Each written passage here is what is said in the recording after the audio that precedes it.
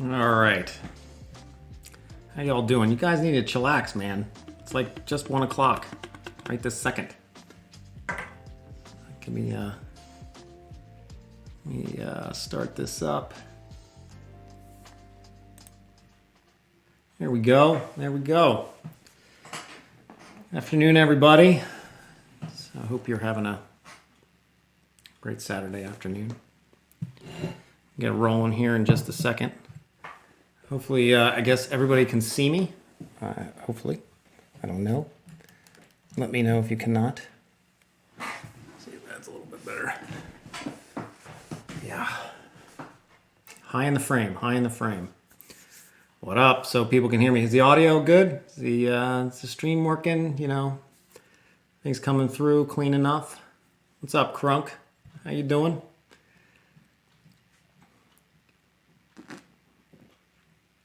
Nothing happening here or what? Jan, Ken, you're still running Windows 7 here now? I'm on Windows 10 now. I actually use my company's computer, my laptop, and they couldn't get it to upgrade from 7 to 10, and I'm remote, so I have to actually do it. Every time it would fail. So that went on for about a year, and then the one weekend I was like, I'm going to get this done, because it was a pain, especially for me, because Betaflight, I had to flash. I couldn't, for some reason on my Windows 7 machine, I don't know what was wrong with it. I tried to fix it multiple times, but it wouldn't go into bootloader mode, or when the flight controller would go into bootloader, you wouldn't see it come up in the configurator. So a guy like myself, that's problematic. I used to use the STM software, and I have a video on it, how to flash over. Anyways, I got tired of that eventually, after about a year and a half. So I took it upon myself one weekend. I'm like, I'm going to get this Win 10 update done. Did it. All the drivers were blown out. It really screwed the computer up. It ran. It was okay. But there was some audio driver issues. And then eventually my company's like, we were going to get you a new computer anyways. I'm like, oh, well, that's good. So I have a new computer now. Windows 10. It's faster. A ZBook. So fancy, fancy. But anyways, enough about me. How's everybody else doing? Hopefully, I was talking to somebody from Texas this morning. Seems like they're getting back on their feet, hopefully. No power. And our friends from overseas as well. Everybody, welcome to the stream here. Don't have a specific agenda plan, but I do have a bunch of stuff. Yeah, so this would be the screen. Let me rearrange my screen here a little bit. See what I can do. I am in here under office hours. Yeah, there you go. You guys are picking up what I'm putting down. So if you are on Discord and a patron, similarly to how Bardwell runs it, try to give as many patron benefits as we can. Do go over to the Discord there if you have specific questions. I'll try to pay height and level. I do ask if you guys have specific questions in the chat, the public chat, or on the Discord, especially on the Discord, to hit me up, and I'll try to get those questions addressed. Otherwise, we have, of course, the chat window here, and we'll just go through. I do have some work to do on some logs and whatnot. So worst case scenario, I'll start looking through that stuff, but probably have a bunch of questions here. It usually keeps things fairly busy. So that is there.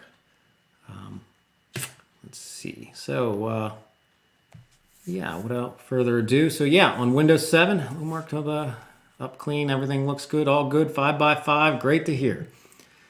Yeah, Windows 10's legit. This laptop's settled in now too. It used to be a little shaky in the beginning, but now I haven't got a blue screen for a while. So hopefully we don't get one today. But yeah, fire away on your questions. I guess one question up there was, any progress with the F1 sim mode black box? So I have not done that yet, but I do have my flight controllers flashed up. So I got here, this is my FetTech flight controller. And then we got the F1. What do you guys think I should do first? So my intent with these both is to So Flight 1, which is really nice about Falco X, if you're not aware, this was a Revolt, just a Revolt board, not OSD. So in the beginning, when Falco X came out, you could not really use this board, right? Because you didn't have an OSD chip. But now their configurator, you can. So it's breathed new life into these boards, especially with DJI, because obviously with DJI, you're not using OSD anymore anyways.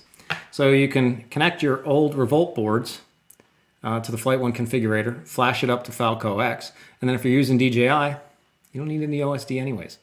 For the testing I'll be doing, I won't need an OSD because I usually do it on this quad right here. And this one, what we have on there, if you haven't seen this stuff already, is a dual flight controller rig. So we have a flight controller on the bottom and a flight controller on top, right?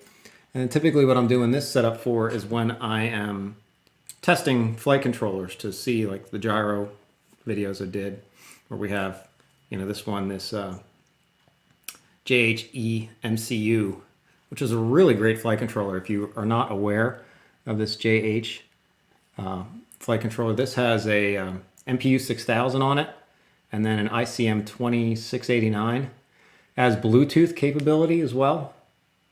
So this little piece right here, this is a Bluetooth, which is really nice. I haven't given credence to any of the flight controllers with the Bluetooth capability, but after using this, I mean, to pull up the SpeedyBee app and just connect and do adjustments, like the thing's fully plugged in, right? It could be 5 feet away, so it's fully plugged in. You're not walking up to it. You can go into SpeedyBee, make your adjustments, hit save, go back up in the air. It's pretty nice. It's pretty nice. So the JHM, and it's a pretty affordable board. You can pick those up on Banggood. I'm going to do a review on this eventually here. Banggood sent me this board, but kind of conned them into that just so I could do the testing between the MPU 6000. And then on the bottom, this one had the, this has dual ICM 2602s. So this was the CL Racing 7 F7, I believe, was on the bottom. So yeah, usually doing it for that, but my intent with these other boards is, we can't log Falco X, right? Because they don't release the logging. They do have logging. If you talk to Nick and those guys, I mean, you're not going to develop code without logging because you have no idea if stuff's working correctly. Without that's like saying they're going to build a car without a diagnostic plug-in nowadays. That doesn't occur. So anyways, they don't want to release the logging on it. However, what we can do is have this board fly the quad, have a secondary board on it, and feed the RX signal to both, and log the second flight control board. So as you're doing stick inputs on this, the gyro on both are reading at the same time. Obviously, whatever this is doing, the other board's just reading its movement. So if I do a stick input, and then the quad has lag for its stick input entry, you're going to see that picked up on the other board because the other board's going to pick up the gyro movements or the movements of the quad just the same as this will be to fly it. And you're going to get the stick inputs on both, or on the one that has the logging. So you can see things like, what the sim mode really do, with it on versus it off. Things like that, little things. I have a hunch that everybody will be surprised on the results. I don't know. I haven't done the test yet. We'll see. I just have a hunch. And then the same thing, I want to do the same thing with the KISS. Now on this one we can get logging, so KISS does have logging. Although I need to work through it a little bit. The open lagger that I have when I've hooked it up to a KISS board, actually got sent a quad from Johnny FPV, out of all people. And I did a tuned KISS quad for him. And my open lagger was really gappy. So I might need to pick up an open logger because they're kind of, I think the KISS is, I guess older. And the open lagger is a separate project. That's like a drone-in project. But long story short, I think they centered their stuff around the open logger since it was a more readily available external logging device. So I think it may work a little bit better with an open logger. So same thing, log Betaflight on the secondary board, but then with the KISS also log that as well, and just kind of see the differences. Yeah, see what it shows, see what it shows, see what the data says. I'd be interested myself. I get excited to see what some of the things reveal. So anyways, that is all that just for one question, right? In progress. Yes, it is in progress. I haven't mounted those up yet. I've been busy with life. We are pretty busy in the winter. This has been a really great winter. Usually I was ice skating this morning with the boys, playing out hockey at the park right behind the house with a bunch of people, and then we have skiing tomorrow. So it's usually ice skating or playing hockey on Saturdays and skiing on Sundays. But anyways, with that, also been busy. You guys probably saw the posts. Got the Ghost, got the Tracer, ExpressLRS here as well. The Access radio. Got where's the little thing? Access right here, new radio. So I got a ACCST and an Access one. FR Sky has a new race mode out for their 2.4 receivers. 4 millisecond frame rates, so it's competitive with Tracer, competitive with Ghost, Tracer, and ExpressLRS for the speed. But we want to check out the frame rate consistency with all that stuff. So doing a little bit of collab there, I believe with Bardwell. I mean, he helped get some of it. He got this stuff. So stay in tune to his channel. I'm sure it will come out there first, and hopefully it'll peel off some of the details for my channel. So I've been busy with that, and then also I did some work on the configurator as well for the new Betaflight advanced sliders, and that takes a lot of time. So I've learned a lot about the configurator code recently. I'm sure I've dedicated 30 hours to coding, at least. Probably more than I want to admit. But it works now. The pull request is on there. So hopefully the powers that be will approve it. And yeah, we'll go from there. So that's up there. If you're interested in checking out the new slider stuff, there's a pull request. I can bring that up here. And I'll start actually answering questions since I'm just jabbering on about whatever I want to. But it is my stream. So I'll give you guys a 411 on what I've been doing. So yeah, let me pull this over here. I'll start answering questions for you guys. So here is the post. Oh, I gotta switch the screen here. Did not put the chat in there yet. Let me do that. Live chat. Paste. I think I copied it in here. Yes, I did. There we go. Look at me go. Almost a streamer. So this is the pull request in Betaflight that I worked on. There's new sliders. I did a post on that, so I worked on getting them simplified so you only see 3 in non-expert mode. I did a poll. There was like 600 people that voted on that poll. It's interesting, my statistical class in college, I always remembered that 30 is a magical number to get a representative sample of things. And so after like 30 or 40 votes, I kind of watched the poll results, and they didn't migrate much after that. So 600, the same results that we got in 30 votes is the same result in 600. Like the percentages changed a little bit, but not like 5. I don't even know if it was 5. I think the percentage points only changed like 3, maybe 5 percentage points. So it was kind of interesting. But what folks voted for the most is that you'd have the reduced sliders in non-expert mode, and there's only be 3 because those are the 3 core ones. And then the advanced sliders, if you really want to get into tweaking things, even in advanced mode like tune in iTerm and daemon and stuff like that.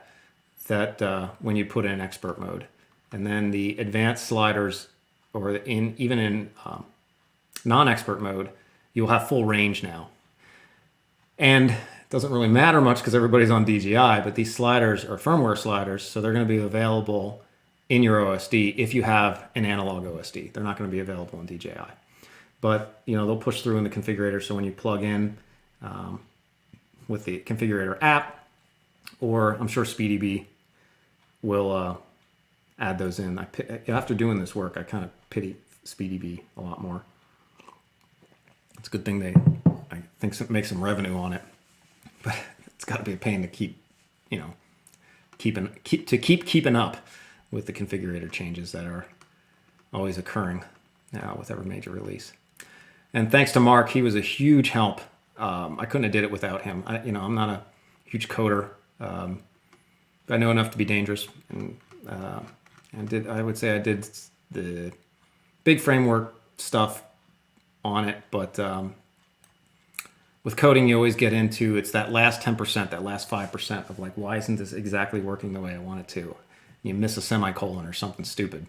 I didn't miss any semicolons, but with JavaScript, it's the order in which things occur is critical, and he helped me resolve that. I wouldn't have got it done without him, so I really appreciate that. Anyways, back to questions here. Let's move this over here and do this up here. See if I can get some of your questions answered. Let's first hold true to what I said, and let's check out the Patreon and see what we got here. What is the best version of, so Copter 612, what is the best version of 10.8 configurator to run right now? Best equals most stable. My pull request, I think. If you're building the configurator, the 10.8 configurator to run with Betaflight, the latest version, the slider behavior is definitely in flux in the current master. I think it works.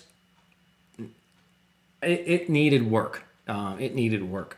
So I know my pull request works fine with 4.2 and 4.3. Mark helping with that. We've vetted it back and forth. I've been flashing both ways on it just as of last night. So if you are building that, if you are, it wouldn't hurt to have some additional testing done on it, see if people find stuff. See if I can find, where was I? My pull request here. So what you can do is, here's the actual pull request. So this is the repository of where my code is. Hold on, I gotta switch screens here again. Yeah, there we go. So here's the actual branch that I've been working on. So you would just go into the, if you just go to the Betaflight configurator, go to pull requests up here, and then right here you can see reorder firmware sliders. Click on that. That takes you to my fork of the configurator, and then here's the branch itself. So if you'd pull that code down, build from there, yeah, that's the best one. I would anticipate that this pull request will get reviewed within this next week. So if you just wait till maybe next weekend, hopefully, if I'm lucky, then it will hopefully get merged into master. There's usually a kind of a waiting period that they do, Mike and MacGyver Jim, for the reviews, just to make sure everybody had an opportunity to review it and test it and all that kind of stuff. And I'm sure they're going to have code changes as well. Want to see things done a different style or a different way, just to, they know a lot about coding, so they know more optimal ways to do certain things. So there might be some of that going on. So maybe if you wait till next weekend, it would be merged into the master. And then once it's merged into the master, there is a Betaflight nightly builds location. I'm trying to remember where that's at. I think if you go to Betaflight Jenkins. So you go to Betaflight Jenkins and you click on this one here.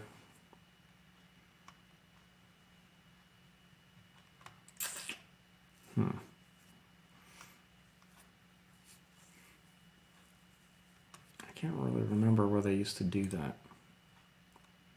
No, this is Betaflight itself. There's a spot where the configurator builds every night.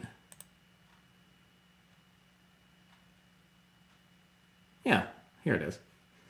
So this is the nightly builds of the configurator. So if you click on, if you just go to Betaflight Jenkins, go down here to Betaflight configurator, say you not into like building it yourself, you can go to any one of these, I would think you can go to this date, and then here you can see these are the spots to download it. So for a normal, I mean, I would think most, does this have the Windows ones though? No, shoot, the Windows ones are a different location. If somebody could put down in the chat, I'm sure you guys know, somebody knows where that's at. I'm drawing a blank on that at the moment, but yeah, we could get that out there. There is a location where that stores the or builds the configurator on a nightly basis. So that's what I would say would be my branch, my pull request until that gets merged in. I know it works. It's with the latest 4.3, which are both beta, so keep that in mind. Moving right along. Let's go to the next question here. Was there stuff up above that? I think there was. Yeah. Today. Go to the top. Sim mode is sort of like feed forward. Whisper. Yeah, I agree. That's always been the thing with Flight One. You know, the guys are great, but this, you know, if you look at what PID control means, if you're feeding a signal to the mixer in advance of the P term, that's called feed forward. That's like the broad definition of what you call that. Like they'll feed forward in PID control, like if you have a tank and a heater, and the heater's going to heat the water, and then there's a pipe in between. They can feed forward the temperature in the line to this tank so that it can know, hey, there's warm water coming. That's feeding it forward. So you're feeding forward a signal in advance of the P term. However you're doing that, it's feed forward. That's the general term. A D term kick is a subset of a feed forward type of thing. So feed forward is like a general category. So if there is, you know, if they're feeding a signal, you have to feed a signal in advance of the P term to not have delay. The P term will always have a lag because you have to have PID error to begin with. That's what proportional PID error term means.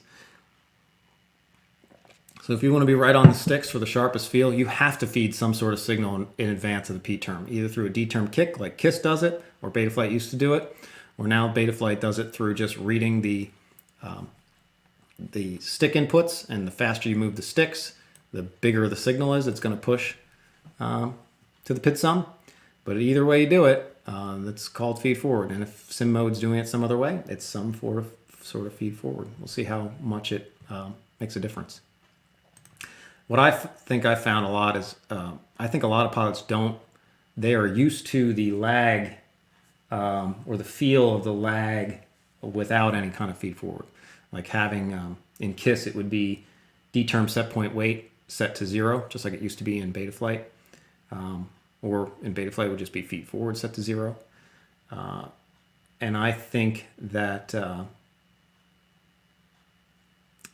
would be interesting to see what we see.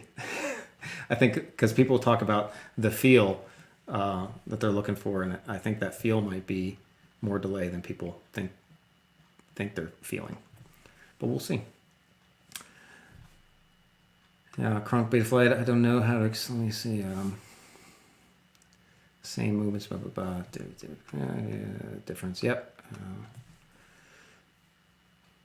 Ken J FPV, what actual benefit do we get from an H7 processor?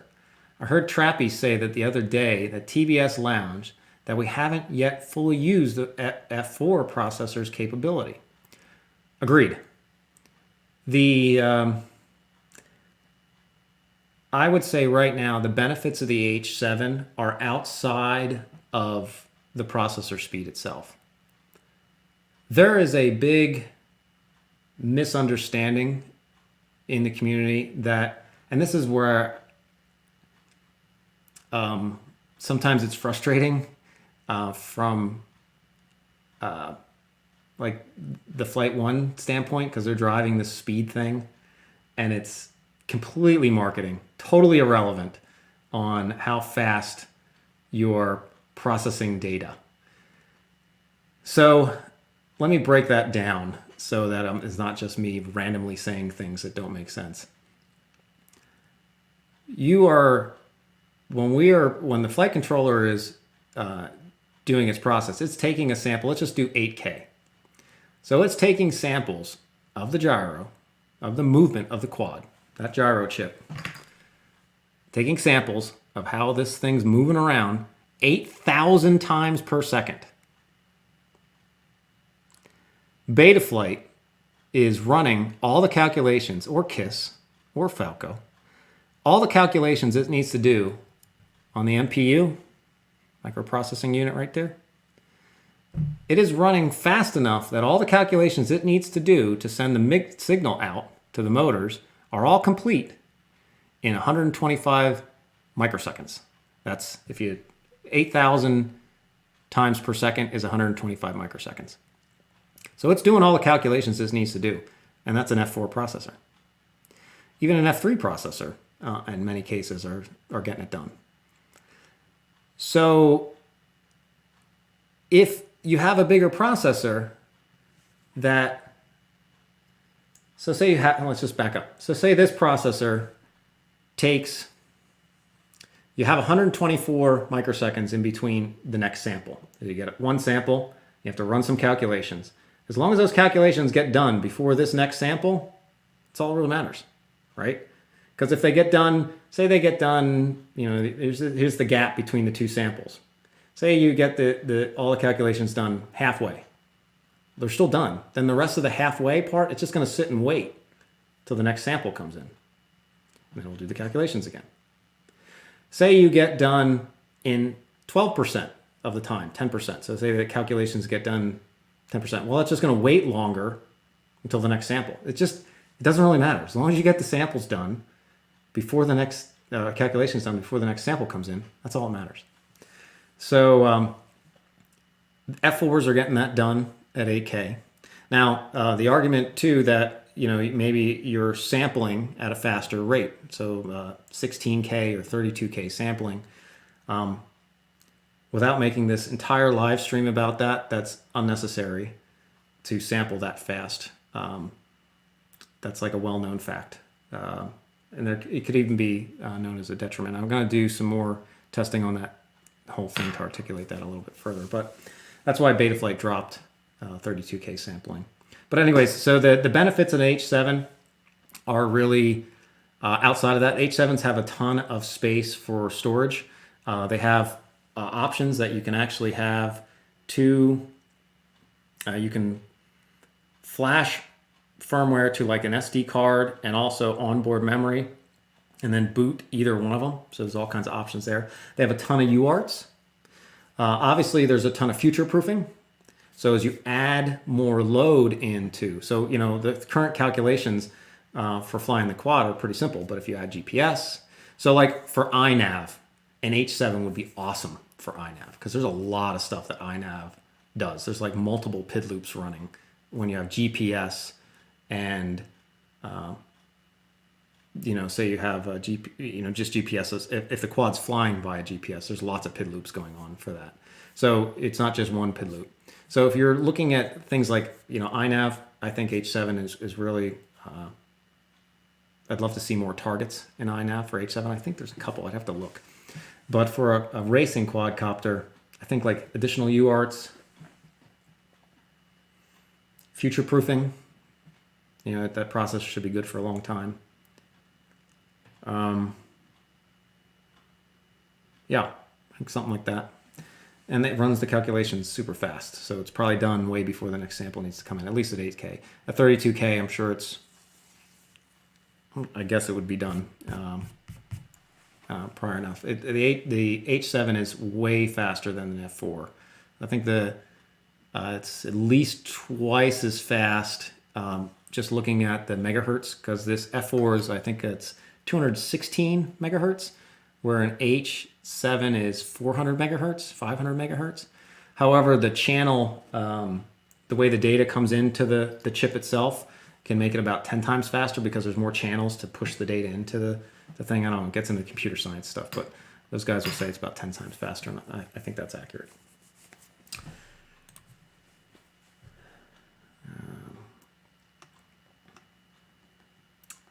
Might know one more concept.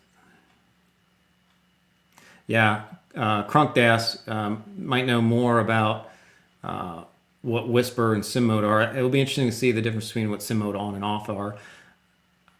Whisper mode, I don't know that we're going to be able to peel back that difference. Some of the things with Whisper mode just don't make sense. Like, oh, the axes, it works by disconnecting the axes from each other. It's like, huh? What's that mean? If somebody can articulate to me, what's that mean? I don't get it.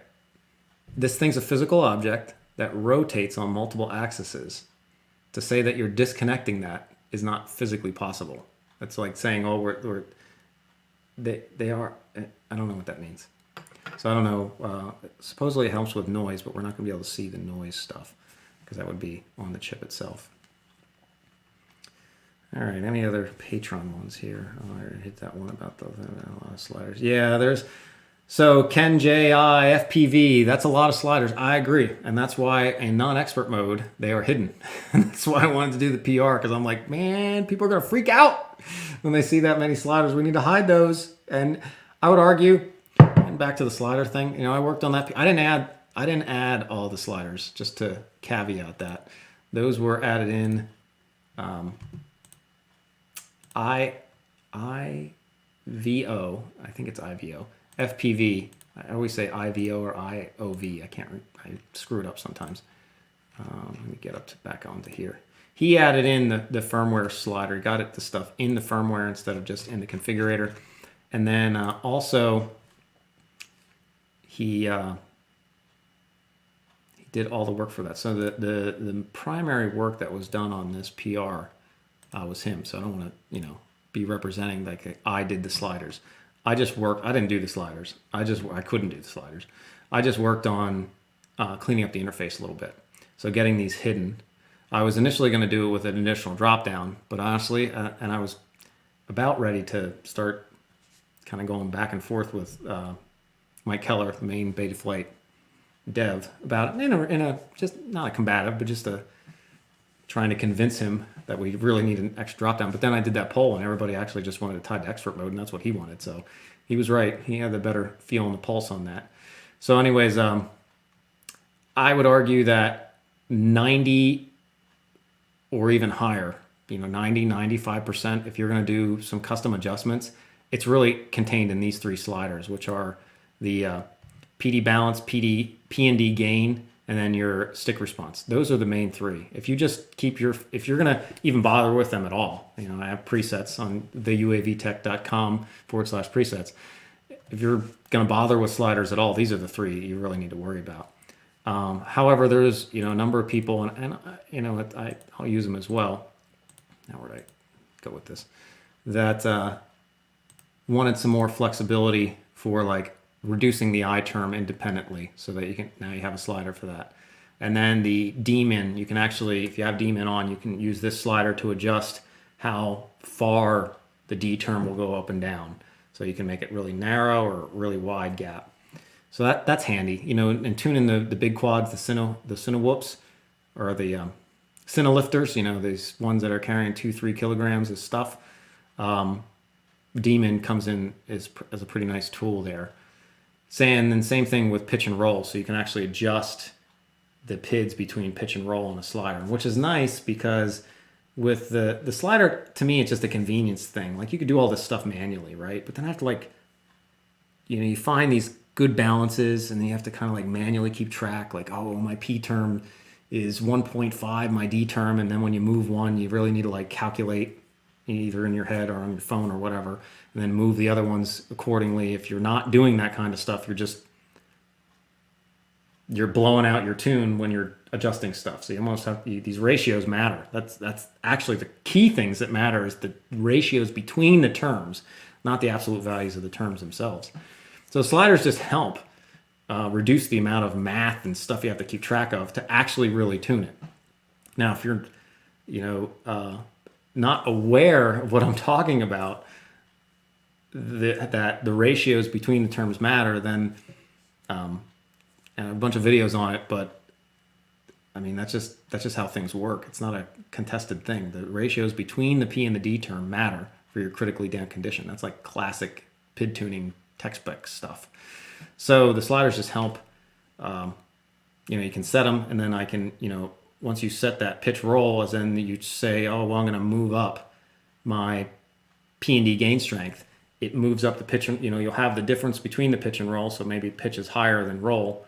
And then as you move the other slider up, they both move up together, and they keep that ratio between the two. Or you can bring pitch and roll closer together in ratio, and then as you move one slider, it kind of keeps everything locked together, so you're not blowing out your tune as you're adjusting other things. So yeah, again, if you're not savvy with that, I'll just focus here, and if you don't want to focus on that, just use presets. Nothing wrong with a good preset. All right. What else we got?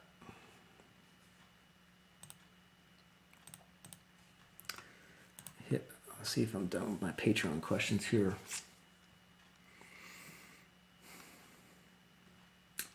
Yeah, neither do I. Decoupling the axes. Crunk says, I literally don't understand what decoupling the axes means either. I'm parroting Preston because there is no way to actually know. That's kind of my issue. I think it's a marketing thing because nobody can actually... If you want to say something is better, you should be able to at least articulate what you mean. And if you can't articulate it, that means you don't actually have something, or you don't actually understand what you are trying to convince me of. Does that make sense? Like, if you can't articulate it, then I don't believe you. Like, if somebody would say to me, Mark, I don't believe you that raising P&D gain together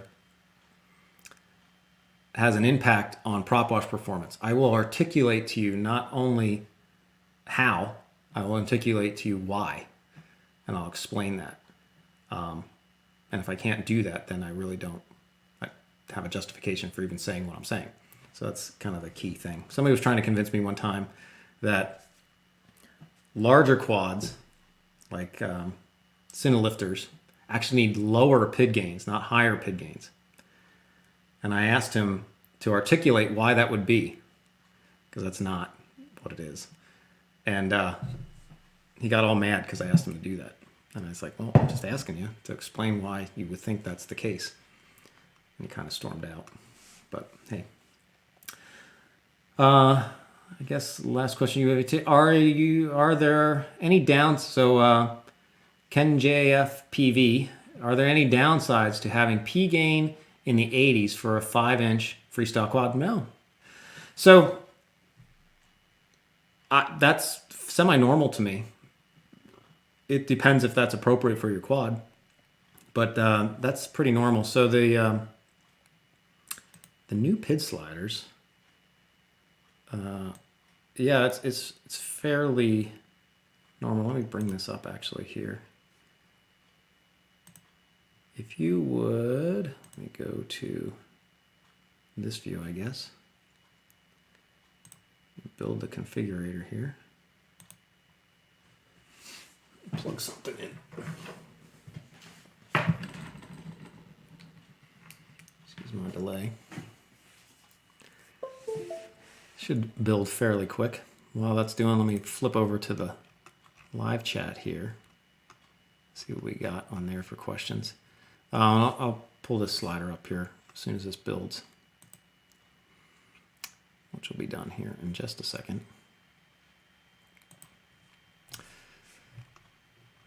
Slam it over to here and zooming way back. I'm going to pull out where people tagged me. Chris FPV, I have some trouble with ExpressLRS. I have flashed the receiver and module like on your guide. Everything works, but I can't change to 100 or 50 rate or 50 hertz rate mode. I get connected, lose connection, recover fast. So when you do change the rate modes, actually I have ExpressLRS on here. Welcome to OpenTX. Yeah. Engines disarmed. Acro mode. So you should hear. Roll access. Let me do that again. First Welcome thing, to OpenTX. Engines disarmed. Acro mode. Loading on. you hear that little thing that the module did? If you don't hear that, it's not flashed right. So that's the first check. But yeah, when you change this these values here, packet rate, right here in the Lua here, you will lose connection. That's normal, and you lose connection for quite a bit. You don't do that while you're flying. That would be bad. I don't know what would happen. Your quad is likely going to fail. I don't know. Hopefully it doesn't let you, but don't do that. You will lose connectivity. It usually is gone for like 10 seconds. It's a while, which feels like a really long time. But if that is not changing, my best advice is to make sure you're on the latest Lua script. Let me bring this up. I should have probably put it on here like this. Make sure you're on the latest Lua script, and make sure you have the latest flash of ExpressLRS. If you're still struggling, the best spot to get some help is definitely go to the ExpressLRS Discord. So if you're on Discord, if not, I would get onto Discord and just go into their general chat and ask for some help. Those guys are, it's a new project, so they're very helpful. New projects are always super helpful, right? It's like when you first go to college, everybody's all friendly. So it's, and Alessandro, I was just talking to him this morning, actually helped me through something because I'm going to do some more videos here, maybe even tomorrow, on ExpressLRS. They have a new configurator, so you don't have to download and flash the stuff anymore. You just use the configurator. It's pretty nice. And so you can see he's actually on there right now. So hop over there and give Alessandro a jingle. He's the main dev. I mean, if you look at the GitHub, it says Alessandro / ExpressLRS. He's not the only one, though, to give credence to the other folks kicking in, but he knows his stuff. And yeah, make sure you have the latest Lua, latest flashes on there. Make sure I guess if it is binding, so I guess Chris FPV, if it's binding and you are connected and it's just losing connection when you're changing the rate mode, the loss of connection is normal. But if it's like intermittent, like it's connecting and disconnecting from the receiver, yeah, I don't know what that would be. Give Alessandro a jingle on that one and see what he thinks it might be. All right.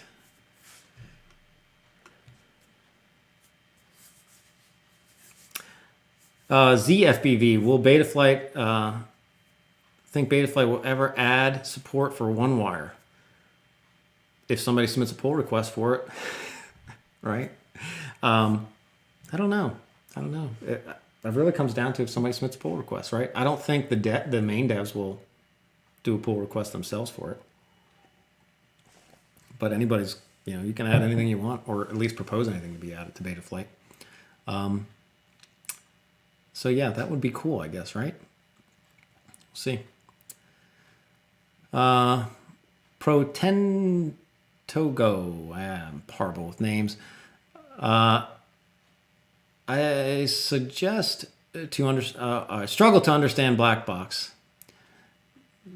May I suggest a video where you explain its basics to noobs so you can... I think I might have something for you. This is like helping me self-block. Basically a basics to noobs so I can hear direct answered questions you may don't think of. Okay.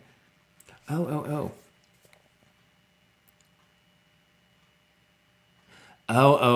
So like a video, like a one-on-one video with somebody. So I would do like a kind of a collab with somebody new and start to go through black box. That's a pretty good idea. If you would be interested in doing that, hit me up and we can chat about that. I'd love to. That's not a bad idea. Actually, right now, if you're a patron, anybody that's a patron is welcome to hop into the office hours group right here. I got my screen back on here again. I got right here. office hours, and you know, we'd hear you. So I'm transmitting on that channel as well already. So you can hop into there and explain black box to somebody. However, if not, folks can check out the uavtech.com. And once this comes up, right here, black box. Oop, sorry. Let's go to this one. Right here, black box. Become a black box ninja. Here we go through every aspect of the configurator, like every button, like what each button does. I don't think it's overwhelming. It's not that much. That's not that long a video. So I think it's a pretty basic, hey, what each element does. And I think the key thing then at the end of the video or near the end is I talk about what the traces mean. Like what are you looking at?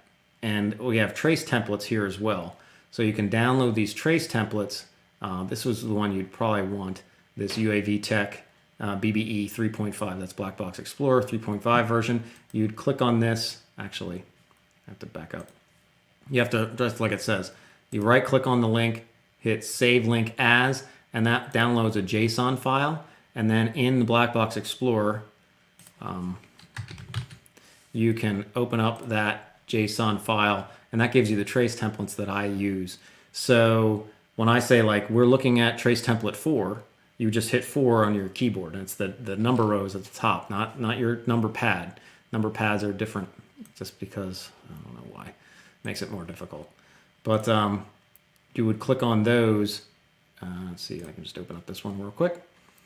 And that will then cycle you through. So all my videos, I'm using the same trace template setup.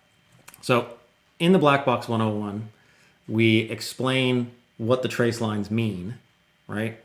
And then in all my videos, I'm always using these trace templates. So I'll say like, hey, we're on trace template number 4. Hey, we're on trace template number 0. So you can kind of follow along. And if you're following those trace templates, which we show you what these lines are in that 101 video, and then you're watching other more kind of advanced topics talking about like tuning, and then I'm on trace template number 4, you're kind of, have a base understanding what the lines mean, and then obviously you get hopefully a more advanced understanding as we then talk through whatever the topic of that video is. But I mean, just in basic terminology, I think it's pretty simple that when we talk about these samples every Inactivity alarm. 8,000 times per second, so 8,000. So that's what these little samples are, right? That's what these little lines are, right? This is where the samples started coming in, right here. So if we zoom in, and then if you actually hold the Alt key down and press the arrow over, you can see down here, see down here at the bottom of the screen, and make sure everybody can see it. See these right down here?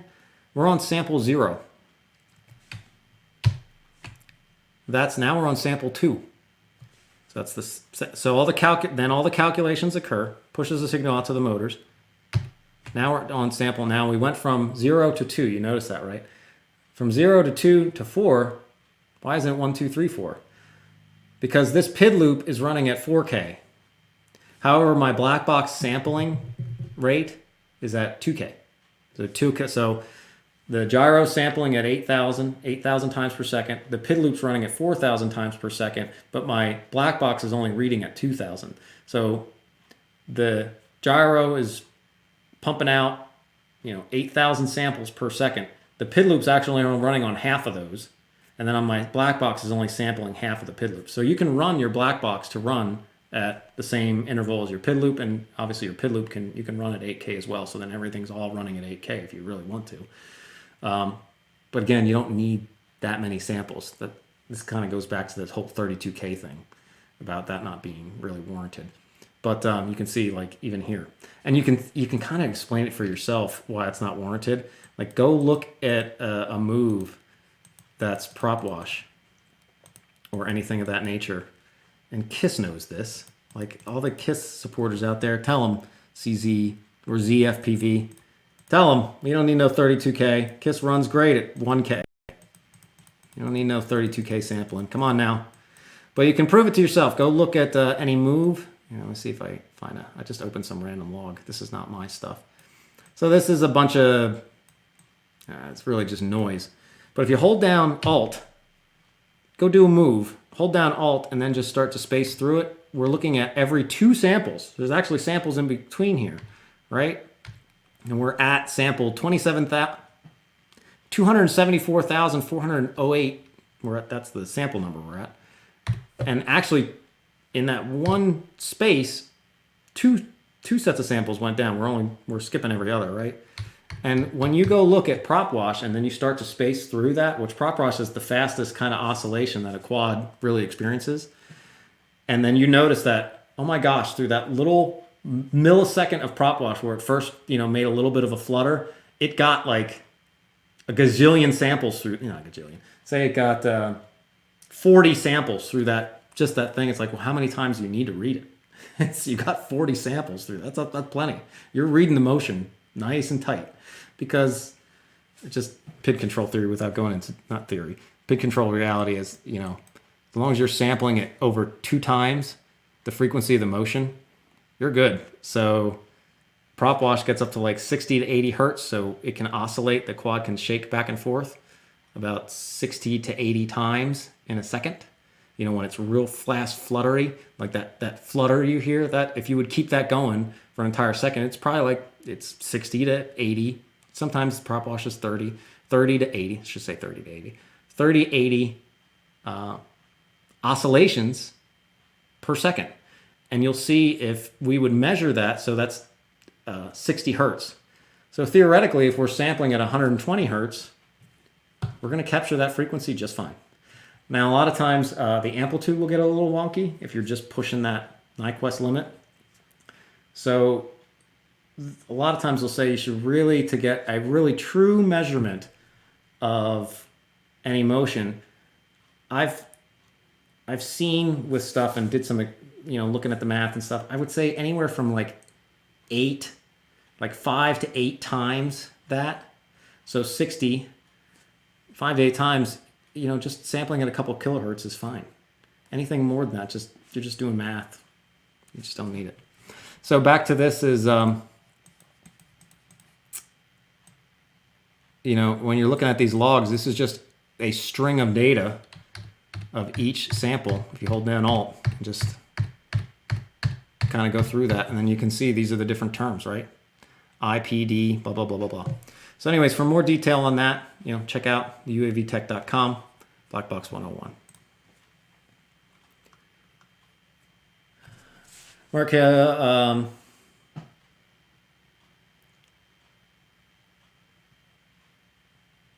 Romero asks, hey Mark, I have an idea. I don't know if this was implemented in other firmwares, but what if there was a way to smooth out micro movements on stick inputs and make the quad follow better to the intended line? To filter out, that's kind of what your rates are, right? So that's what Expo is. So if you look at Expo, since we have our new fancy configurator up now,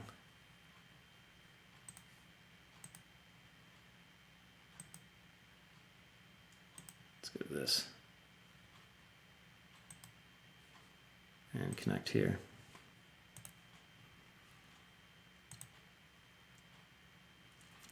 So this is actually the configurator build from that PR. If you want more smoothness at your center stick, well, if you increase your Expo, what I would first recommend doing is setting this to actual rates, because I just like the how it works a little bit better for not messing with your max stick deflection. So you can set this, I usually set this as 1,000, but a lot of times I think that's a little excessive actually, my fast rate. I think 800, a lot of people use it's probably reasonable. And then take this stick center sensitivity. I recommend usually taking it down to 10. I wish it would go lower. I could just talk to Chris Thompson about that. But this will obviously then, as you make small movements here with your stick, I should actually use the other configurator. You can see that this is the little dot. Let's do this. Disconnect. Oh, I don't have it on there. Forget it. Yeah, I don't have that quad. No, I can't do it. Obviously, if you make a movement with your stick in here, you can make a pretty big range and movement for this little dot, and it's not going to have a big impact on what it's telling the quad to do, right? Because this is the rotation in degrees per second. So if you move all the way to here, it's not really telling it to rotate much in degrees per second. So that's basically what Expo is. You know, in RC planes, I used to fly RC planes. That's how I started this back in the 90s. You know, you didn't have Expo. So you were that. So if you moved, 1-to-1. But with, you had Expo back in the transmitters back in the day, if you had a fancy transmitter. But now it's just commonplace. So I would just recommend just adding in Expo. That's the easiest way. Any other way, the problem with any other way to do that, like through filtering or there's other ways to skin that cat, they're all going to add delay. And a lot of delay. Because almost all filtering simplifies down to a first order low pass filter. Like EmuFlight and their rate dynamics, dynamic rates. I have a video on that. If you type in UAV Tech, EmuFlight rate dynamics or something like that. The code that they're running simplifies back to a low pass filter. Well, your stick inputs are really slow, right? Think of that for like times per second. So your stick inputs are like 5 hertz, 10 hertz, like really slow movements in the grand scheme of things. So to have a low pass filter that attenuates that and smooths out your stick inputs, that means the cutoff of the low pass filter will need to be super low, like 10 hertz, 15 hertz. And to have a cutoff of a low pass filter that low, that means it's going to have like 20 milliseconds of delay, some really high number. You can actually use my calc tool. If you go to, again, the uavtech.com, I have the calc tool up here. So if you go up to utilities, filter calc, you can actually download that worksheet and then put filters, you know, low pass filters or notch filters at certain settings and see how much delay they add. So I did all that work, and here's the worksheet right here. So you can download this. And you'll see that has a super amount of delay, and that's fine if you're okay with it, but it gets tough to navigate. I did a whole video on that as well. And this gets tough to navigate if you get a lot of delay. It's like overcorrection on a boat. But so EmuFlight has, if you wanted to do that through a filtering method, you could use the rate dynamics. In Betaflight, you could also go into the receivers tab here if you wanted to do it through a filtering method. Again, I have a video on this. I think it's like if you'd search for like UAV Tech, like cinematic rates or something like that.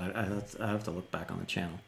But one thing you could do here is in Betaflight is set this to filter, set this to manual, and then you could put a low pass, because this is a low pass filter, you could put this at like 15 hertz, right? And that will give you very similar results to the EmuFlight rate dynamics.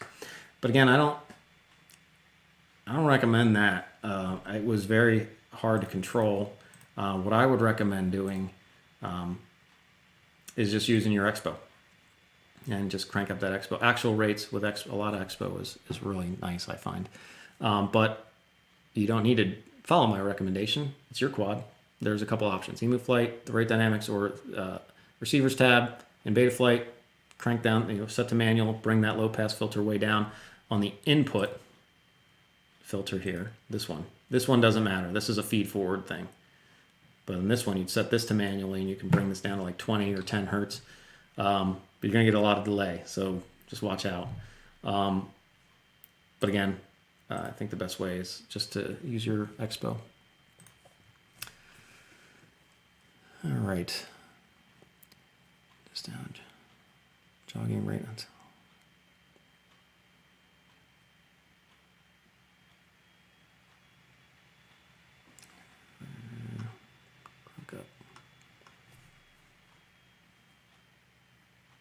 Crunked, you're not on DJI yet? Come on, man. You gotta take all that tuning money. Get yourself a DJI. Come on, buddy. All right, let's see if I can get some caught up on the chats here. I've been trying to go through. Basically, the people are tagging my name. I'm trying to see those right away. Everybody else, I'm trying to catch up. Danny6, I guess. I don't know. I can't wait for your comparison video between Crossfire and ExpressLRS. Any ETA about that video? I'm going to put a lot of effort towards it this week. I had some time on President's Day, but I wanted to get that dang PR done. I get obsessed with computer code when I'm working on. It's not that often that I am, and I think it's probably good because I get pretty obsessed. But if the code's not working or I can't get it working, I will sit there forever until I can try to get it working. So it's been taking up a lot of my time the last couple of weeks. So I need to, after this configurator thing, thank gosh Mark, the other Mark, jumped in and helped me out to actually finish up the last piece of it because it wasn't working right. The stuff I did was working right, but then it broke the legacy slider actions for like when you toggle daemon on and off, which I didn't think that was that important. But he's right, it was broke, and it wasn't just him that mentioned it. And I was like, I don't care, it's the old version. Let's move on. It's a new era. And they're like, no, we need to fix that. I'm like, But he helped me out and figured it out. So ETA on that, I would say the next 2 weeks. Keep in tune to Bardwell's channel. Like I said, to be honest, he bought these. And he said, hey, if you're going to do the testing, I'll pick up the product. I'm like, all right, are you sure? He said, yes, because it wasn't all that cheap to buy. There's a lot of stuff. The other radio's mine, but this access stuff. So whatever. But, in the grand scheme of things, it's probably, I can see where he's coming from because the amount of time that's been involved to do the testing. If it would be at my engineering hourly rate, what I get paid in my day job, it would be $5,000, I'm sure, at least. Our engineering rates are pretty high, $150 an hour. That's not how much I get paid, but that's how our rates are. Anyways, so I think as a businessman, I think that's what he's seeing. And one cool thing we're going to do is Alessandro is going to help me out. ExpressLRS did a lot of testing with this. So this is actually the unit. It's kind of interesting. So if you look in the back of here, see the resemblance, right? So this is a dev board. This is an ESP 81266 is the dev board, I believe it's called. And what we did, or what he did, is he has some code in ExpressLRS to upload to this dev board for latency testing. So I have to wire this up yet. I didn't get there yet. But what we're going to do, and I'd pull up the chat, but it's a group chat, and I don't want to out everything.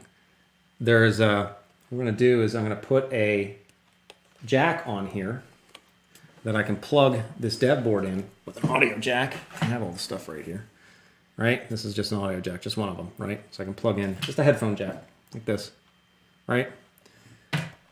And then I'll interface with the wire of the throttle. And I just need the receiver. I don't need to hook it up to a quad. This board then will oscillate the throttle signal. Right? It'd be like me, drop everything. It'd be like me moving the throttle. I don't know exactly how it's going to do it yet. I didn't get into this depth of it yet. But I'm going to assume it's going to make throttle signal changes at an incredibly fast rate. Or I don't know about incredibly fast, but at a certain rate. We can program whatever we want it to be. Then this board will also, so this will be sending the throttle signals. That will go in to the transmitter, out through the antenna, into the receiver. And the receiver will also be wired up to the same thing. So we'll get the end-to-end latency, right? We're going to see this will know when it sends the signal. We'll go through the radio to the receiver. The receiver is going to be close, so this is not a range thing. This is a latency thing, end-to-end total latency. And we will see what the end-to-end latency is between the different devices, which is a very difficult thing to do without some sort of setup like this. They've done it a bunch of times with ExpressLRS. They do it to vet their own stuff, and they vetted other products on there as well. So he's going to help me out with that because I wanted to go through all these, because the video I've done so far is frame rate. So those are the actual flight things that you can do. And then from there, we can kind of take a look at end to end, and then also the frame rate. So the frame rate is, flying farther out. And then we have somebody doing range tests. The problem is range tests with these things. It's not I have a wing. I bought a wing. Wings aren't new to me. It's not actually a wing. It's a Talon. I've never really gotten a wing. But I got a Talon Nano Talon. Yeah, Micro Talon, Nano Talon, the small one, the smallest one, because it has a huge bay. Because I want to put a DJI on it. But I did that to get range tests, because really to range test these things, you need a airplane type, a wing or something that's not a quadcopter because of how far they can go. But Wes, there's some great videos out there that Wes is doing already on range testing, and it's pretty well documented between Tracer, Ghost, and ExpressLRS. He has not done, though, I don't believe he's done anything on Crossfire. And the big thing I want to look at too is that access. Yeah.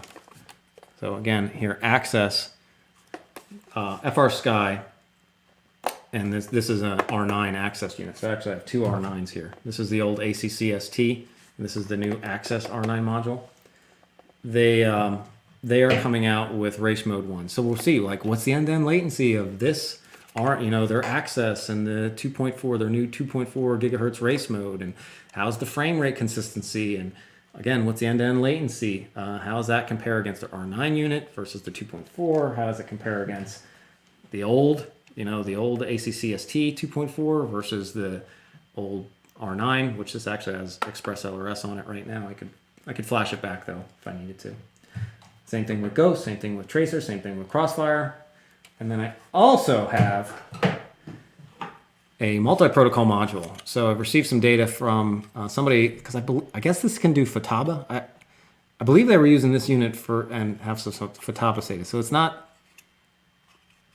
FOTABA's protocol, but it's not FOTABA's equipment. But same thing with like Spectrum. This has Spectrum in it. I do have a Spectrum transmitter. But so a lot of stuff here, a lot of potential. It's just getting through it. I would think the big ones, 2-week turnaround. I'm looking to get that done. All right. I'm semi close to the chat here. And we are past the time. So I'll wrap it up here in just a little bit, see if there's any other questions. I can probably go till 2:30. I know maybe that's beyond what I said, so if people jump off, they do.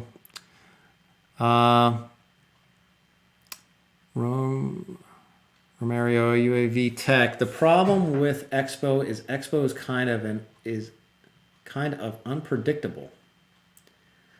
What I was saying is if you want to just yaw, for example, move on one axis, usually isn't perfect.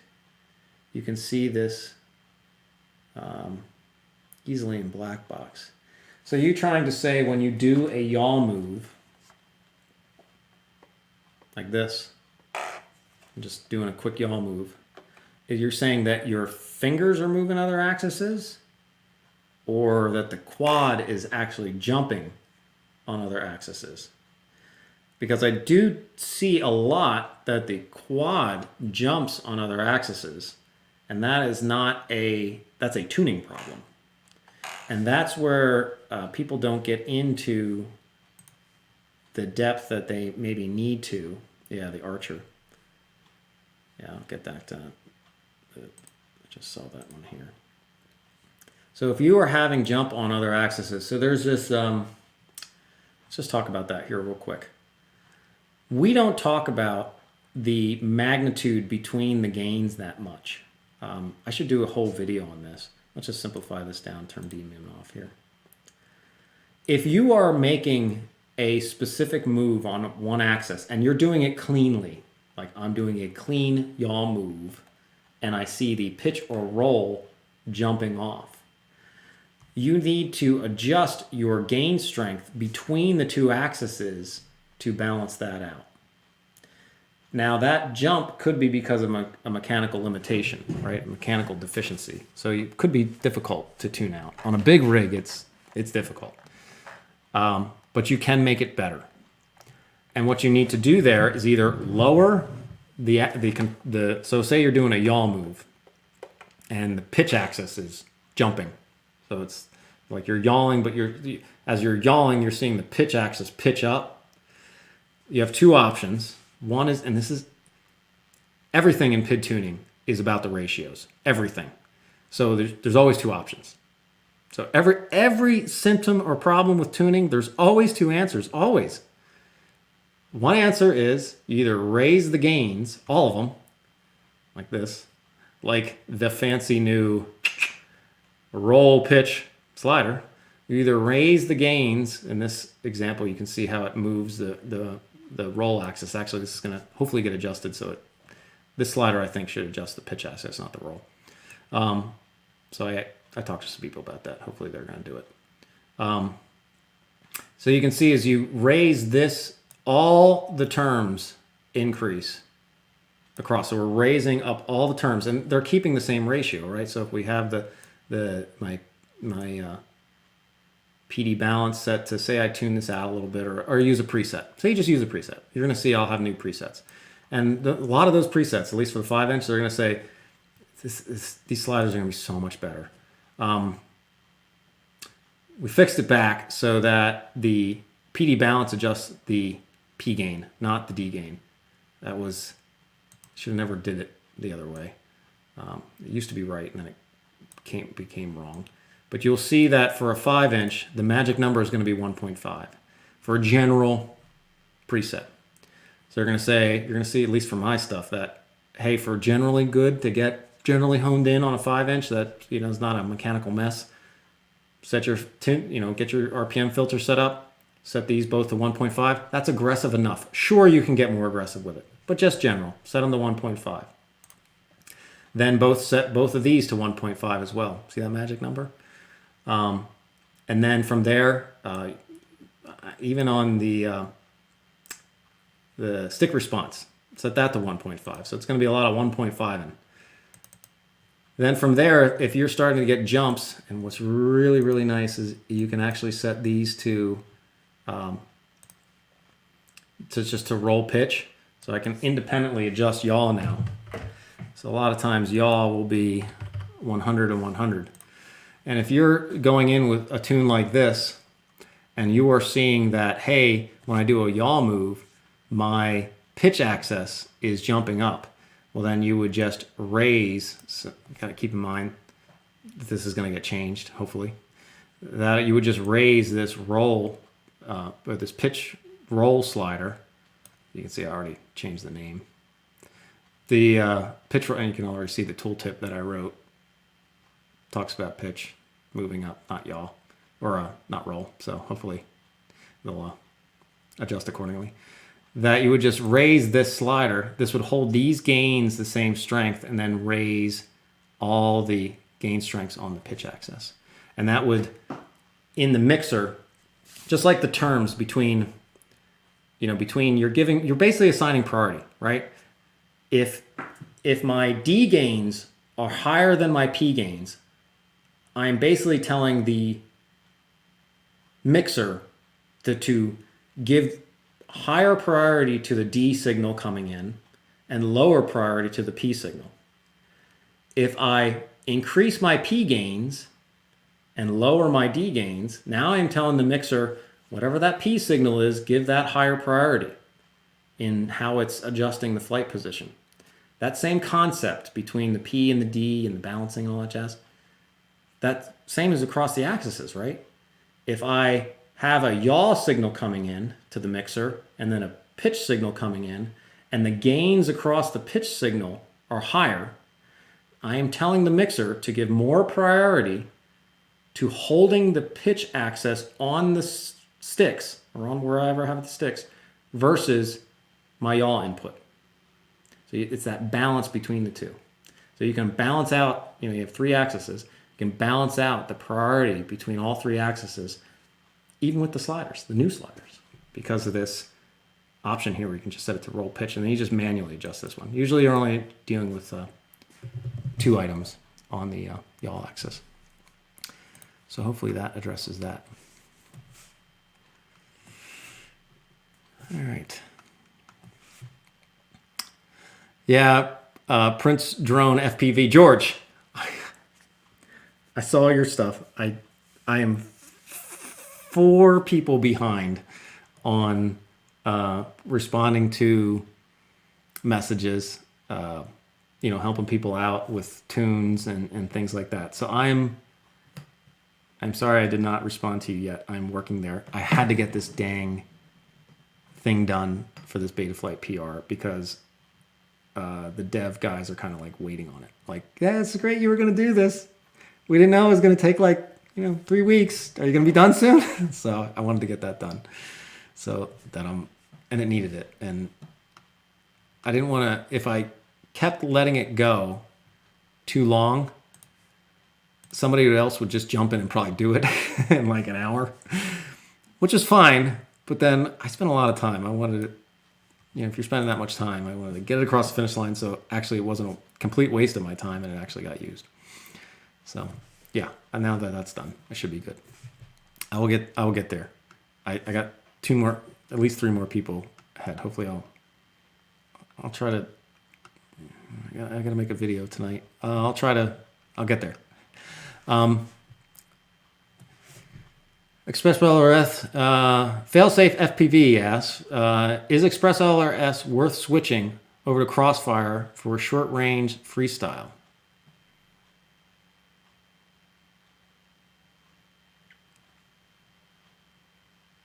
I don't think so. ExpressLRS is awesome, but a Crossfire is pretty awesome. So what do you get? So let's talk about that. One thing that ExpressLRS does not have right now is full telemetry. So with a Crossfire, you get over-the-air updates to your receivers, right? So I update the firmware on this using the TBS agent.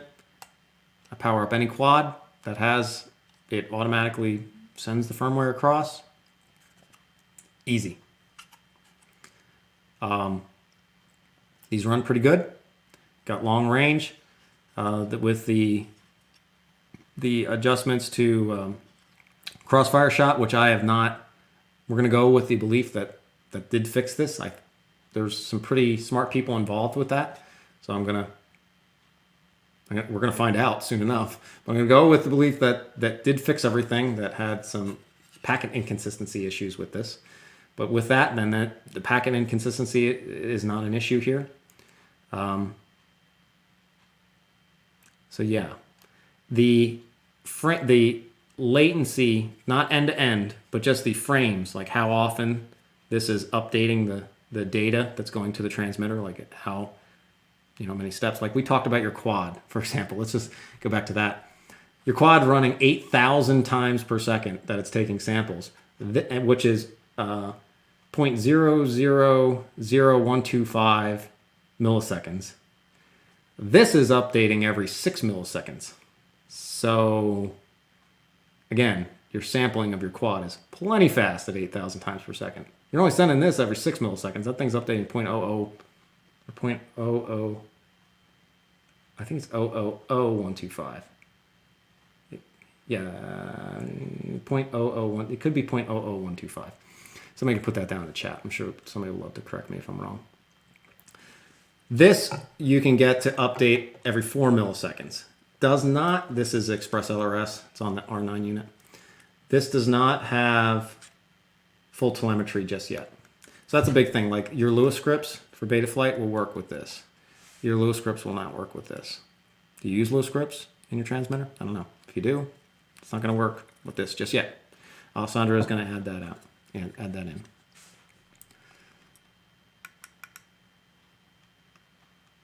There you go. At least I'm getting some answers out.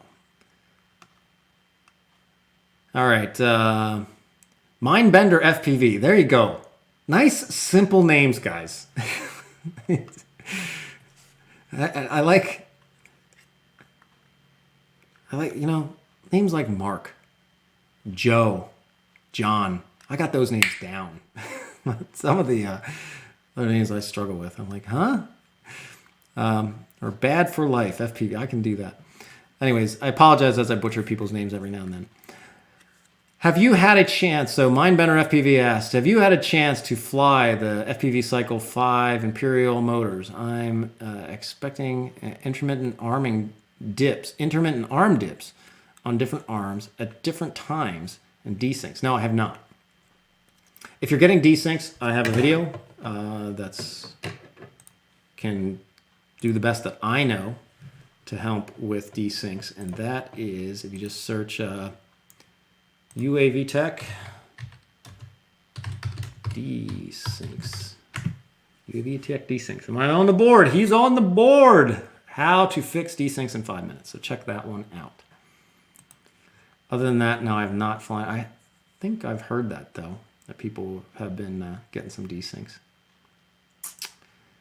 Mr. Muggy FPV.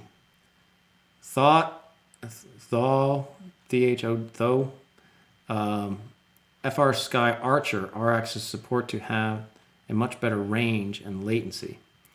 I don't know. We're going to find out because I have an Archer RS that will have, we're going to test end-to-end latency. We're going to test frame rate. And I'm not going to do range just yet, but maybe if nobody does range, I'll eventually get there. I got to get the wing, like I have it. I put, you know, there's nothing really to put together. But I didn't put any electronics in it yet, but I got that wing just specifically for doing range stuff. I have an old Micro Sky Hunter that I used to fly a lot that has GPS and came all back, and when I was all, you know, looking at that a long time ago. But it's beaten up a little bit, and I wanted to get something with a bigger body so I could get a DJI on it. Honestly, I think that will reinvigorate the airplane interest in me. You know, seeing a little bit better. You know, with analog, you're so far away from things in an airplane typically. I mean, versus quads, right? Quads, you're in there. You're like in the trees and doing your thing. But airplanes, you're not as close to things. So everything is just kind of like, eh. But with DJI, it'd be a lot more interesting. So yeah, we'll see. We'll get there. Fingers. I don't know what that is. I can't wait, UAV Tech, for presets. So yeah, I mean, there is already presets out there, just so if people aren't aware. So that's SAC 14 SAV. Says can't wait to presets. If you go to theUAVtech.com, because UAV Tech was taken. Like if you go to UAVtech.com, go to like some military thing or something. I didn't look that deeply into it, but it was taken. Like, so the UAV Tech was what we get. But yeah, there's a bunch of presets here. I do want to expand on this a little bit, but this, I mean, any preset's going to get you close-ish. I mean, this will get you like, I would say in my, you know, I've tuned a lot of quads. I would say a preset gets you about 70% of the way there to like a pretty decent flying craft, right? Thread that needle between the two things, depending on what, you know, because the defaults are not really centered around freestyle, first of all. They're centered more around racing rigs that are super lightweight and really powerful. A lot of the influence in beta flight is racing. So, yeah, the defaults are kind of centered around this, which is freestyle rigs are totally different. So, but here, you know, it's just settings. So here's the settings. It's not that big of a deal. You just go in here and adjust these things. There's only 3 images. Like here, just especially with sliders, like move your sliders to this, turn this thing off, boom, there you go. There's your PIDs. There's rates, which is honestly just for people that are pretty new, because people that are well informed with been flying for a while, they have their own rates, so you don't even look at that one. And set your filters up to this. Boom, done. There you go, preset. That gets you about 70% of the way there. Now, if you really want to push it and get even better, it's kind of simple. This slider right here, P&D gain, just move that up. Keep moving that up, and your prop wash will get better and better and better. So yeah, it's tuning's. Set the preset, move P&D gain slider up. That's how you tune. Piece of cake. Drony 5 FPV Smith. What would cause my whoop to aggressively yaw while doing aggressive moves?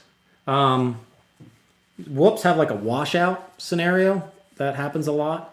So what occurs is, with the ducks, and they just have poor yaw authority. So on a quad, right, the yaw axis doesn't have a thrust. If you think about that, right? On pitch and roll, these motors are spinning, pushing thrust down, pushing air down. So roll has a thrust vector, like this one spins down, these spin down. So you're pushing thrust down. Pitch, same deal, right? But yaw, there's no props pushing out to the sides. So yaw doesn't have a thrust vector. So yaw is going based on momentum and drag, prop drag. It's just prop drag in the air, because that obviously the prop spinning has friction. And some people will say, oh, it's only momentum, and that is not true, because you can sustain yaw moves indefinitely. Just hold your stick over. It will keep yawing. And if it's momentum, you can't sustain any move with just momentum shifts, because as the momentum shifts, then it's shifted, and then that's it. It will slow down after that. But if you can sustain a move, there's something else in factor, and that's so the momentum is a part of the initial kick, but the drag of the prop itself through the air, because in yaw, two spin up faster and two slow down, right? These two slow down, and these two spin up. So that yaw. So back to the whoops. The little props, there's ducks around them, they just have poor drag, poor yaw characteristics. So what's going to happen is you're doing other violent moves. If the motor saturates, basically meaning the PID loop is commanding it at or above 100%, like it's kind of maxed out. Like, hey, the PID loop will say, hey, take this motor, take these two motors, spin them up to 100. And if they're at 100 and it's still not getting what it needs, well, then it can start to induce other oscillations and other cross-access issues. The same way, the way to make that better is what we talked about earlier about the priority to the different axes. So if you're having yaw cause my whoops to aggressively yaw, if they're aggressively yawing and you don't want them to do that, it's the two-option thing. Increase your PIDs on yaw. So it's usually your P and the I gain. It's usually just the only two. Keep it simple. Just for y'all, don't think about D term and phi 4. Just keep your focus on P term and I term. Generally, they're the same. So set these to be the same value, in my experience. And generally for a 5-inch or for a 5-inch, I usually have them at 80 to 100, and they'll both be the same. And for a 5-inch freestyle. For a whoop, I would go with 100. On whoops and cinelifters, I've even taken these up to like 150. I haven't gone up to 200 on any of them yet. But you usually need a lot of yaw priority, right? Because that's what we're saying when we're having PID gains be higher. It's what are we making a priority? So that's a good way to think of tuning. Like, what are we making a priority? The P term, the D term. Are we making the roll axis a priority, the pitch axis a priority? So if one axis is going off versus the other, then add more priority to whatever axis is going off. Or, of course, you can decrease the priority on the other one. That's that always two answers thing. So hopefully that helps out. All right. C5. There's a bunch of other ones. I'm not even going to try that name. Lapelm. My motors have a big spike in noise at 500 hertz. Is it normal? No. Next question. No, it's not normal at 500 hertz. Do you have a, I see that on the Radix flight control boards. In either case, which is, they just have a different type of gyro and some different things. It's not, I wouldn't say it's a bad thing, but I do see it on those more than on another type of flight, or just the normal, I guess, the MPU 6000 type flight control boards. What I would recommend doing is setting your low pass filter. So coming into here, say you have a typical setup like this. There's a couple things you can do. If it's a persistent spike of noise at that frequency, you can try two different things. So normally you'd have RPM filtering set up. If you don't, I would recommend doing that. I think it helps, and it helps for this very reason. Because it allows, there's two advantages of the RPM filtering. Where is this dang thing?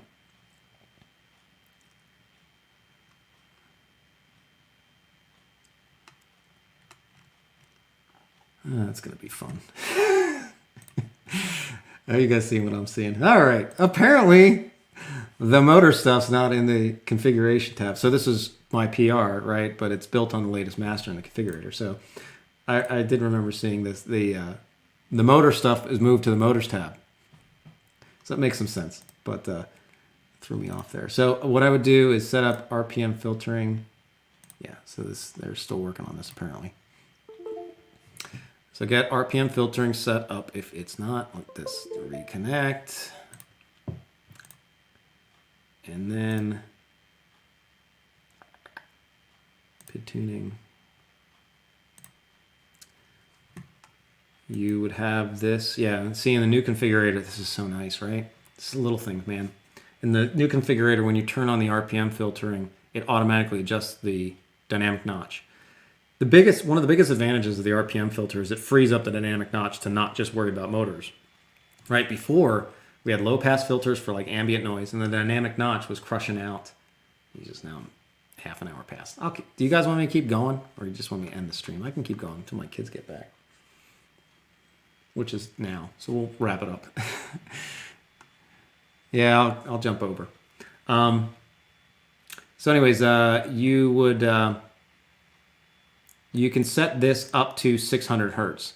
If you're normally following the normal guidance, this would be down at 350. That will let your dynamic notch go up and jump on that 500 hertz. Now, that might distract from the noise down below, you know, from 100 hertz to 200 hertz. You know, if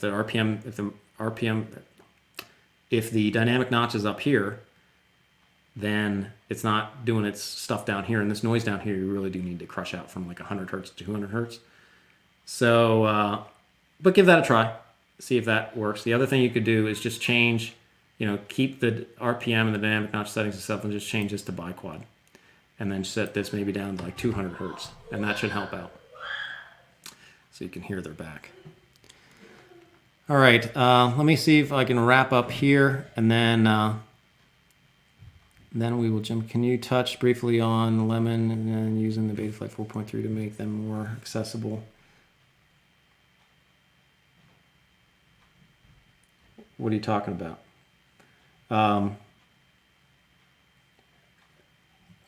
What are you talking about in regard? Hey guys, you want to be on the live stream? No? I am on a live stream. I'm gonna come in. Come on. Don't be a dopus, but yeah. All right, I'm gonna answer questions. Close the door if you're gonna be stupid. So yeah, there's, I guess, one question on here, and then I'm gonna pop back over to the patrons. Have you ever clogged the toilet on purpose to defect? No, I have not clogged the toilet on purpose. It's a good idea, though. What Telema was asking is, to go by his call name here, is just some of all the great stuff here to make it easier for like motor remapping and things like that. Oh, you're talking about the presets. I'm sorry. That's right. So Lemon FPV, I think. It's Lemon. I think the last is FPV. He's working on presets for Betaflight to be directly in the configurator. So I haven't seen any mock-ups of it yet, but hopefully. And then I'll still probably have presets on my website because I don't want to. With presets, I don't like to argue with people about what are the best presets. Yeah, presets are coming. Easier to apply. I agree. Where I'm still probably gonna have presets on my website. We'll see, but I'm not gonna argue with people on presets or settings or defaults. I've been down that road before, so I'll be like, oh, I think we should do this. I'm like, no, we're gonna do it this way. Fine, I'll put my presets on my website then. But the presets in Betaflight are gonna be awesome for ease to add. So hopefully they're concise, and we'll see how it goes. But the code will be Limon. Yeah, the code will be awesome. All right, let's check out the Discord real quick, and then we'll roll up with that. Is there anything? No, there's not too much stuff going on in Discord. Live stream chilling. Should I be on the live stream chilling channel? Oh, look at you guys. Did you guys make your own live stream channel? Did I make that before? I don't think. Oh, did I? No, Crunk must have made that. All right. What else we got here on the Patreon? You'll see some DMs, Patrons only. That's right. Loving the stream. Well, great. I'm glad you guys do. I really appreciate my Patreon supporters more than you know. I'll tell you guys. You know, I have a full-time job, right? So the Patreon support, though, you know, it's a lot involved to do all the stuff, and the Patreon support really does help motivate many times. So I really appreciate everybody's support. But with that, I'm gonna call it a wrap. If anybody, especially specifically Patreon supporters, have any other additional questions, comments, concerns, whatnot, we'll hit those in the Discord. We went to go an hour. We went an hour and 35 minutes. So appreciate everybody coming out today. If you like this live stream, let me know in the comments. Maybe we'll do some more, a little bit more frequently. It's been a while since I've done a live stream. Got, I guess, 64 people. That's pretty good. So, yeah, everybody get back out there. We're actually probably going to go play some more hockey. So get out there and enjoy your day. Get some packs in. We'll see you on the next one. Thanks, guys. Thanks, guys, for stopping out.